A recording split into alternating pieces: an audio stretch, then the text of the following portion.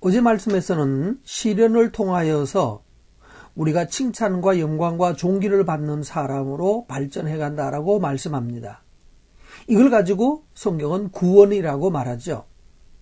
이렇게 구원받을 사람은 13절 오늘 본문에서 마음의 허리를 동이고 예수님 오실 때에 우리에게 주실 그 은혜를 생각하면서 우리의 삶을 정결하게, 성결하게 살 것을 요청합니다. 그래서 순종하는 자식처럼 잘못된 생각, 잘못됐어. 이게 잘못됐구나 라고 깨달으면 또 그리고 이게 더 좋은 길, 바른 길이 있구나 라고 하는 것을 알게 되면 순종하는 사람은 즉시 그 삶에 잘못된 것을 버리죠. 그렇게 우리 보고 이전에 살던 삶의 악행들과 더러움들을 버리고 15절 말씀에 보면 우리를 부르신 자처럼 하나님처럼 우리 행실 모든 것 행실을 거룩하게 살 것을 요청합니다.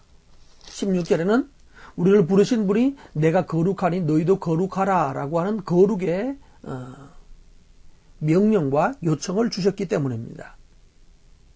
하나님은 우리 보고 구원받을 우리 사람들, 칭찬과 존귀와 영광을 받을 사람인 우리들에게 그 칭찬을 받기 위해서는 그저 예수님 영접했어요 라고 하면 다 자장으로 준다라고 말하는 것이 아니라 바로 구원받을 사람은 어떤 삶을 살아라, 바로 거룩한 삶을 살라라고 요청하는 거예요.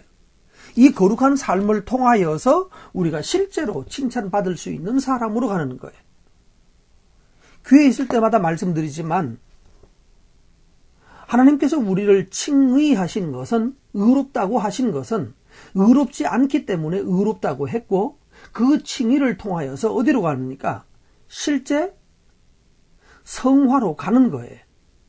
너는 의롭지 않아, 너는 죄인이야, 나쁜 놈이야 라고 말하면 도대체 성화로 갈 수가 없기 때문에 일단 의롭다고 예수님 믿은 것, 예수님을 받아들인 것만 가지고 의롭다라고 하시고 의롭다고 한 그 사람, 의롭다고 칭한 그 사람을 성령이 계속 가르치고 훈련해서 정말로 말로만 칭의할 뿐만 아니라 실제로 성결한, 성화된 사람을 만들어내신다는 거예요. 근데 만약에 그리스도인의 삶에 실제적 성화가 없다면 그건 뭔가 거짓말인 거죠. 칭의가 아닌 거예요. 칭의가 받지 못했거나 또는 아니면 그리스도의 구원이 아니라 그저 종교적인 사형리 따라 했다고 저절로 성화되는 게 아니잖아요. 자, 17절 말씀 보시면 그 증거가 나옵니다. 하나님은 외모를 사람을 판단하지 않는다고 그랬죠. 하나님은 외모를 보지 않고 뭘 보시죠? 중심을 본다는 말이 있었죠. 구약에 보면 중심을 본다라고 다윗 때 그렇게 말씀했는데 오늘 성경 보십시오. 하나님은 외모를 보지 않고 중심, 곧 마음을 보신다. 마음에 정말 예수님 영접한 적이 있는지 마음을 본다라고 그랬나요? 아닙니다. 하나님은 마음을 본다라고 말하지 않고 17절 말씀 보세요. 외모를 보지 않고 뭔가요? 여러분 그냥 듣기만 하고 계시는 분은 계십니까? 성경을 보셔야 됩니다. 외모를 보는 것이 아니라 하나님은 행위대로 판단하신대요. 외모의 반대가 중심이거나 또는 외모의 반대가 마음이 아닙니다. 정확하게 말하면 중심이 맞죠. 마음이 맞죠. 외모의 반대는 마음이 맞죠. 진정한 마음은 어떤 건가요? 바로 행위인 거예요. 정말로 마음이 있는 사람은요, 행동하게 돼 있어요. 정말로 하나님을 믿는 사람은 믿음의 행동을 하게 되어 있습니다. 순종하는 삶이 나타나게 돼 있어요. 진짜로 믿지 않고 정말로 믿지 않는, 그저 건성으로 믿거나 어쩌면 그저 신념으로 이런 종교 생활하는 사람은 행위가 나타나지 않죠. 오히려 이 사람들은 늘 말하는 것이 믿음으로 구원받았어요. 그러니까 믿음으로. 그 믿음이 뭔가요? 정말로 믿음이 있으면 행위가 나오게 되어 있습니다. 행위가 있어야 구원받는 것이 아니라 진짜 믿음이 있으면 행위가 나타난다는 거예요.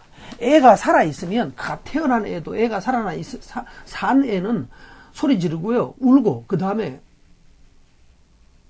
엄마 젖을 찾는다면서요. 젖 갖다 내면 자동으로 저쪽으로 고개 더 내민다는데요. 한 번도 먹어보지 않은 젖인데, 한 번도 젖이 있다라고 알려주지 않았는데, 근데 아이는 저쪽으로 고개 돌리고 젖 갖다 대면 갖다 빤대요. 그게 뭐예요? 행위예요. 살아있는 아이는 행위가 나타나게 돼 있어요. 여러분 속에 하나님을 아버지라고 부르신답니까? 그렇다면 두려워하십시오. 하나님이 거룩하라고 그랬는데,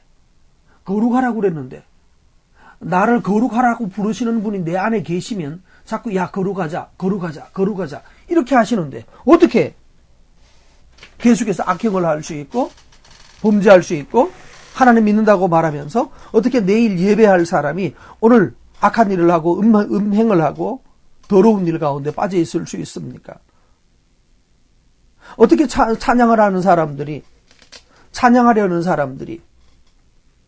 부정한 연애짓을 하려고 더러운 것을 먹고 마시고 그럴 수가 없는 거예요. 왜? 그 속에 하나님의 성령이 성령 거룩하자라고 하는데 어떻게 점점점 더러움으로 들어갈 수 있습니까? 그래서 19절 말씀, 흠 없고 점 없는 어린 양 같은 그리스도의 보배로운 피로 우리가 구원받았잖아요. 그렇기 때문에 우리에게 22절에 말씀합니다. 진리를 순종해라. 하나님을 순종해서 영혼을 깨끗하게 해라. 오늘 여러분, 우리 자신을 깨끗하게 하고 하나님께 말씀에 순종해서 영혼과 삶을 깨끗하게 하는 은혜가 있기를 바랍니다.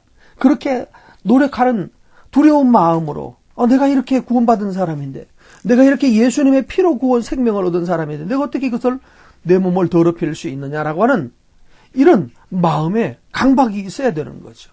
이 강박증이 나쁜 것만이 아닙니다. 삶의 목표일 수 있거든요.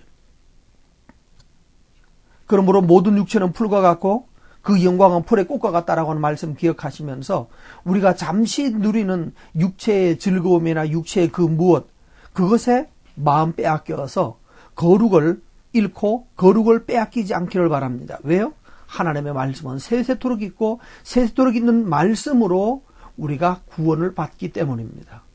그래서 말씀을 통하여 스스로 매일 삼가하고 또한 말씀을 통하여서 두려운 마음으로 하나님을 섬겨나가고 그것을 통하여 이렇게 나아갈 때 우리 안에 썩지 않고 쇠하지 않는 영원한 말씀이 우리를 실제로 거룩하고 실제로 아름답고 칭찬과 존귀와 영광이 있는 사람으로 우리를 키워갈 것입니다.